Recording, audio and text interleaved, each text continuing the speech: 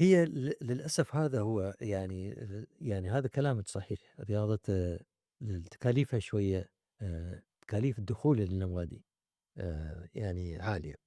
لكن نحن مثلًا هني يعطونا خصومات اتحاد الجولف المواطنين. يختلف من ملعب إلى ملعب، يختلف في حدود. يعني يعني أعتقد السنوية الآن ما بين يعني 25,000 إلى 35,000. و وبعدين ال إذا مبعض وتلعب مثلًا أو الوضع زاير، يعني حوالي من 500 درهم إلى 800 درهم زيادة بعد في بعض الملاعب.